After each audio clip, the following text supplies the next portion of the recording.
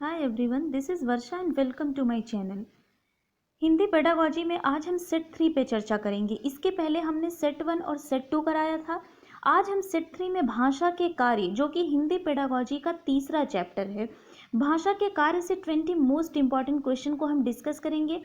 ये ऐसे क्वेश्चन है जो या तो प्रीवियस ईयर में पूछा गया है और या फिर जिनके पूछे जाने की बहुत ही अधिक संभावना है।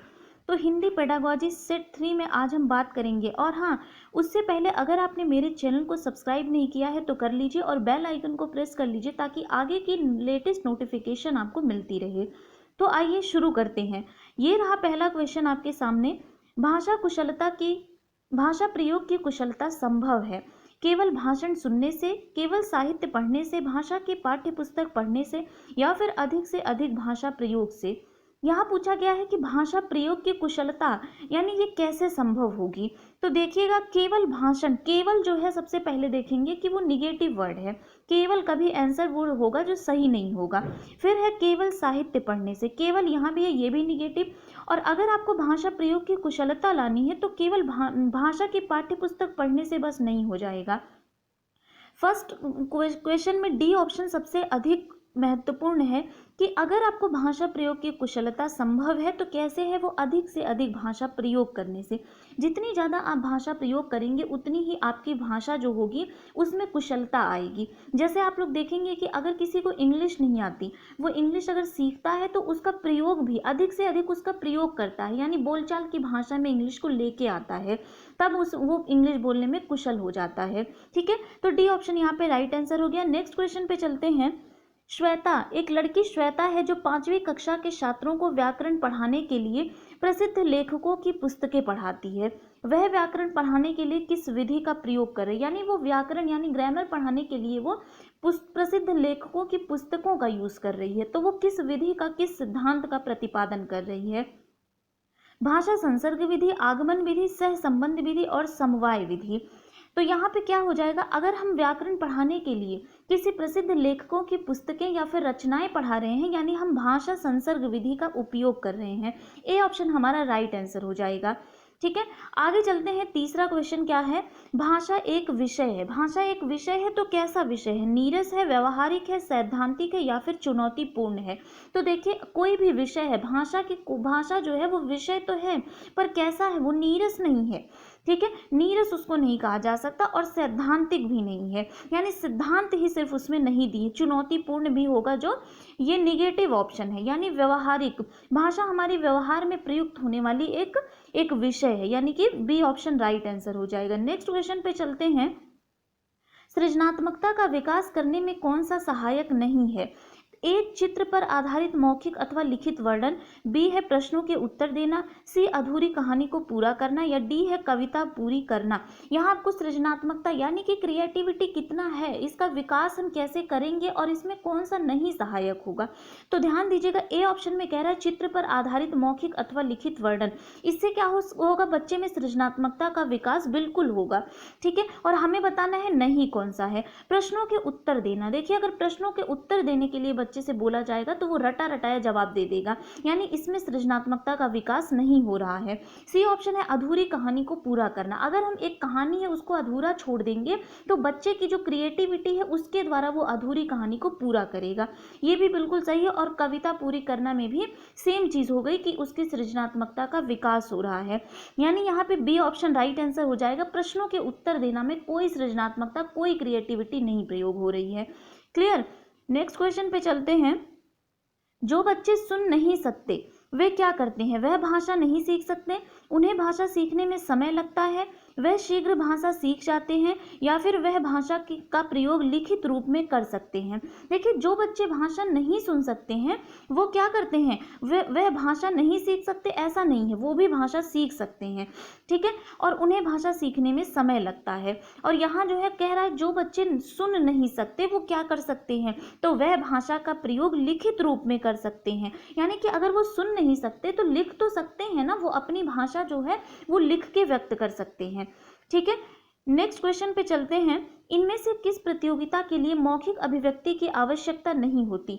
यानी कि मौखिक अभिव्यक्ति, अगर हम अपनी बात को बोल के या कह के हम व्यक्त कर रहे हैं, उसे ही हम मौखिक अभिव्यक्ति कहते हैं। तो इनमें से किसकी आवश्यकता नहीं होती? अंत्याक्षरी, कविता लेखन, भाषण और वाद विवाद प्रतियोगिता।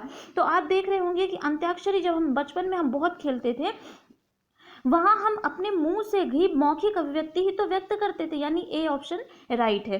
कविता लेखन, कविता लेखन में तो लेखन का विकास हो रहा है, यहाँ मौखिक अभिव्यक्ति का विकास नहीं हो रहा। भाषण में भी मौखिक अभिव्यक्ति यानी बोल के ही हम भाषण देंगे।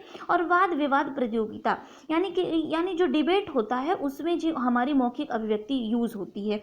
यानी अगर राइट आंसर की बात करें तो कविता लेखन, बी ऑप्शन राइट आंसर हो जाएगा। नेक्स्ट क्वेश्चन पे चलते हैं।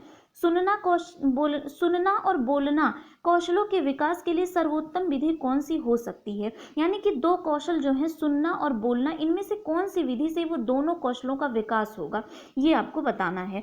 तो देखिए, कविता याद करवा कर बुलवाना, कहानी कहना व उस पर बच्चों की प्रतिक्रिया जानना, कक्षा के कुछ बच्चों को पाठ के अनुच्छेद पढ़कर सुनाना, या अंत्याक्षरी गतिविधि का आयोजन करना। तो ध्यान दीजिएगा कि यहाँ के सुनना और बोलना दोनों कौशलों की बात की जा रही है, ठीक है। तो यहाँ पे बी ऑप्शन राइट हो जाएगा। कहानी कहना, सबसे पहले अगर हम कहानी कहेंगे तो बच्चा उसको ध्यान से सुनेगा, और जब उसको बच्चा ध्यान से सुनेगा तो अगर आप उस पर रिएक्शन जानना चाहते हो, उसकी प्रतिक्रिया जानना चाहते हैं, तो वो बोल के क्या करेगा, अपनी प्रतिक्रिया को व्यक्त करेगा, अपने विचारों को आपके सम्मुख रखिएगा, ठीक है।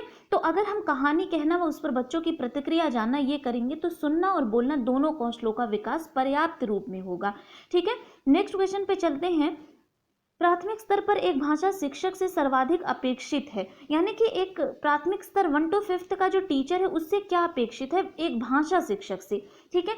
बच्चों को मानक भाषा का प्रयोग सिखाना, बच्चों की निरंतर परीक्षाएं लेना, पाठ्यपुस्तक में दी गई कहानी कविताओं को कंठस्थ कराना, कक्षा और कक्षा के बाहर बच्चों को भाषा प्रयोग के लिए प्रोत्साहित करना। देखिए, यहाँ पे प्राथमिक स्तर यानी छोटे बच्चों की बात हो रही है, ठीक है। और यहाँ बोला जा रहा है कौन सा अपेक्षित है, यानी कि कौन सी उम्मीद कौन सा कर सकते हैं आप कि वो क्या करेगा। तो बच्चों को मानक भाषा का प्रयोग सिखाना, मानक भाषा नहीं सिखानी है बच्चों को, और बच्चों की निरंतर परीक्षाएं लेना, ये भी गलत ऑप्शन है। पाठ्यपुस्तक में दी गई कहानी कविताओं को कंठस्थ हमें नहीं करवाना है बच्चे को, ठीक है। और इससे बेटर ऑप्शन क्या होगा? डी ऑप्शन राइट आंसर हो जाएगा। कक्षा और कक्षा के बाहर बच्चों को भाषा प्रयोग के लिए प्रोत्साहित करना, यानी एक प्रोत्साहन देना कि हाँ वो अपनी भाषा का जो प्रयोग है उसको कक्षा में भी करे और कक्षा के बाहर भी करे। क्लियर। नेक्स्ट क्वेश्चन पे चलते हैं। मौखिक कुशलता में शामिल है, मौखिक कुशलता में क्या क्या शामिल है? ए ऑप्शन है विभिन्न प्रकार की औपचारिक व अनौपचारिक चर्चाओं में बेझिझक बोलने की कुशलता, तीव्र गति से बोलने की कुशलता, तत्सम शब्दों के प्रयोग की कुशलता, और बोलते समय दृष्टांतों का प्रयोग करने की कुशलता। मौखिक कुशलता की बात की जा रही है, ठीक है। तो यहाँ पे विभिन्न प्रकार की औपचारिक व अनौपचारिक चर्चाओं में बेझिझक बोलने की कुशलता। देखिए, जब स्कूल में पढ़ते थे तो अगर कोई भी प्रोग्राम रहता था जिसमें हम पार्टिसिपेट कर रहे हैं, तो एक बारी जब हम स्टेज पे जाते थे तो एक झिझक हमारे अंदर रहती थी, ठीक है। और वो झिझक जो है वो टीचर को समाप्त करनी होती थी, खत्म करनी होती थी। तो मौखिक कुशलता में अगर हमें बोलने में हमें कुशलता आ जाएगी तो हमारी जो झिझक है, चाहे हम औपचारिक तरीके से बोलेंगे और चाहे अनौपचारिक तरीके से, हमारे अंदर की जो झिझक है वो दूर हो जाएगी। तो ए ऑप्शन यहाँ पे राइट आंसर हो जाएगा। नेक्स्ट क्वेश्चन पे चलते हैं।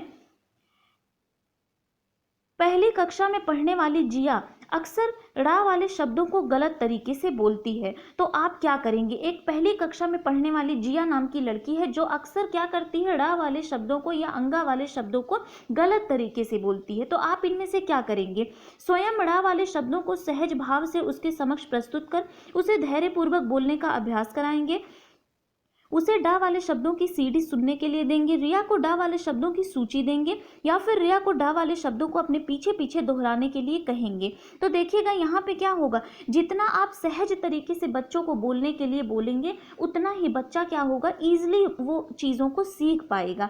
क्लियर। तो ए ऑप्शन यहाँ पे राइट हो जाएगा कि स्वयं डा वाले शब्दों को सहज भाव से उसके समक्ष प्रस्तुत कर उसे धैर्यपूर्वक बोलने का अभ्यास कराएंगे। जितनी ज़्यादा बच्चों को धैर्यपूर्वक बोलने के लिए बोला जाएगा, उसको एक माहौल बना दिया जाएगा, उतना ही बच्चे जो है अच्छे तरीके से भाषा को सीख सकते हैं। नेक्स्ट है शशांक हिंदी भाषा में बोलते समय कई बार अटकते हैं। शशांक एक लड़का है, वो हिंदी भाषा बोलते समय बहुत बार अटकता है, तो आप क्या करेंगे? अगर आप एक टीचर हैं तो आप क्लास में हैं और एक बच्चा है जो भाषा बोलते टाइम बहुत अटक रहा है, तो आप क्या करेंगे? कक्षा में केवल शशांक को ही बार बार बोलने के लिए कहेंगे, धैर्य रखते हुए उसे सहज अभिव्यक्ति के लिए प्रोत्साहित करेंगे, उसे प्रभावपूर्ण अभिव्यक्ति के नमूने सुनाएंगे और उसे कहेंगे कि हूबहू ऐसे ही बोलना है, या फिर कक्षा के बाकी बच्चों से कहेंगे कि शशांक के समक्ष प्रवाहपूर्ण अभिव्यक्ति के नमूने प्रस्तुत करें। ठीक है, तो देखिए यहाँ पे फिर वही बात हो गई कि धैर्य रखते हुए सहज अभिव्यक्ति के लिए उसे प्रोत्साहित करेंगे। बी ऑप्शन यहाँ पे राइट आंसर हो जाएगा। जब हम उसे सहज अभिव्यक्ति के लिए प्रोत्साहित करेंगे तो बच्चे में एक जो डर है वो खत्म हो जाएगा और शशांक जो है वो हिंदी भाषा में अगली बार वो अटकने नहीं अटकेगा। ठीक है, उसकी हिंदी भाषा जो होगी वो बहुत ही शुद्ध हो जाएगी। नेक्स्ट क्वेश्चन में चलते हैं। परस्पर बातचीत मुख्यतः, अगर हम दो लोग मिलके या दो से अधिक लोग मिलके बात करते हैं तो वो क्या होता है? समय की बर्बादी होती है, सुनने और बोलने के कौशलों के विकास में सहायक होता है, पढ़ने लिखने में सहायक है, या फिर अनुशासनहीनता को संपन्न करती है। तो देखिए अगर दो लोग आपस में बात कर रहे हैं तो समय की बर्बादी नहीं होगी और यहाँ बल्कि क्या होगा कि उनका सुनना और बोलना, यानी कि एक बोलेगा और एक सुनेगा, तो सुनना और बोलना कौशलों का विकास होगा। तो बी ऑप्शन यहाँ पे राइट आंसर हो जाएगा। नेक्स्ट क्वेश्चन पे चलते हैं। प्राथमिक स्तर पर बच्चों के भाषाई क्षमताओं का विकास करने का क्या अर्थ है? भाषा की कुशलता पर अधिकार, भाषिक नियमों पर अधिकार, भाषा अनुकरण की कुशलता पर अधिकार, या फिर भाषिक संरचनाओं पर अधिकार। तो देखिए प्राथमिक स्तर पर बच्चों के भाषाई क्षमता का विकास करने का क्या अर्थ है, ये पूछा गया है। तो देखिए यहाँ पे क्या होगा कि ए ऑप्शन राइट हो जाएगा। भाषा प्रयोग की कुशलता पर अधिकार। जब बच्चा भाषा प्रयोग की कुशलता में अधिकार प्राप्त कर लेगा तो बच्चों की भाषाई क्षमताओं का हम विकास अपने आप कर सकते हैं, यानी उनकी क्षमता का हम अंदाजा लगा सकते हैं। क्लियर। नेक्स्ट, पहली कक्षा की भाषा अध्यापिका अपने एक विद्यार्थी के भाषाई विकास के संबंध में चिंतित है, यानी एक पहली कक्षा की भाषा की अध्यापिका टीचर है जो अपने एक विद्यार्थी के भाषाई विकास में बड़ी चिंतित रहती है। आखिर क्या कारण है? विद्यार्थी के माता और पिता की मातृभाषा एक ही है, विद्यार्थी अपने साथियों से बहुत झगड़ता है, विद्यार्थी पठन पाठन में रुचि नहीं प्रदर्शित करता है, या फिर विद्यार्थी को घर पर बात करने के अवसर बहुत कम मिलते हैं। तो देखिए अगर बच्चे को घर पर बात करने के अवसर नहीं मिलेंगे तो बच्चे का भाषाई विकास जो होगा वो बीच में ही रुक जाएगा। ठीक है, अवरुद्ध हो जाएगा। तो बच्चे की क्लास में जो एक लैंग्वेज टीचर है वो बहुत ही चिंतित है, क्योंकि विद्यार्थी को घर पर बात करने के बहुत ही कम अवसर मिल रहे हैं और इसी कारण क्या होता है, उसका भाषाई जो क्षमता का विकास होता है वो नहीं हो पा रहा है। ठीक है, तो बच्चों को घर पर ज्यादा से ज्यादा बोलना चाहिए बच्चों से। ठीक है, उनको एक माहौल देना चाहिए। नेक्स्ट क्वेश्चन पे चलते हैं। बच्चों के बोलना सीखने के संदर्भ में कौन सा कथन सही है? यहाँ बोलना सीखना बताना है। ठीक है, निर्धन परिवारों से आए बच्चों की बोलना सीखने की गति धीमी होती है, कहने सुनने के अधिक से अधिक अवसर मिलने पर बच्चे बोलना सरलता से सीखते हैं, बड़े परिवार में बच्चों की बोलना सीखने की गति कम तेज होती है, सभी बच्चों की बोलना सीखने की गति एक समान होती है।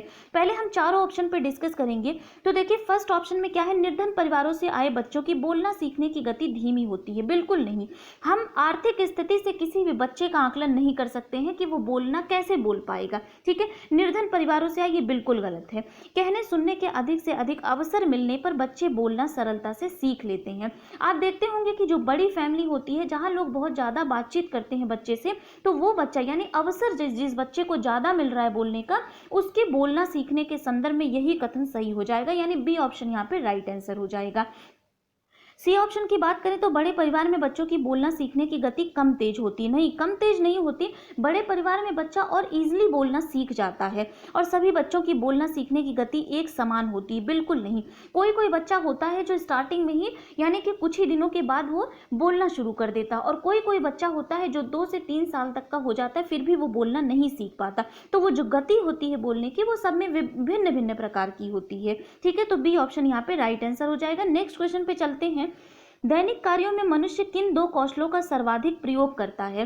तो देखिए अगर हम भाषा कौशलों की बात करते हैं तो L, S, R और W, ठीक है, ये आपने सुना होगा। L से हो गया लिसनिंग, S से हो गया स्पीकिंग और R से हो गया रीडिंग और जबकि W से हो गया राइटिंग। यानी कि क्या हो गया कि सुनना और बोलना और फिर है पढ़ना और लिखना, ये होते हैं।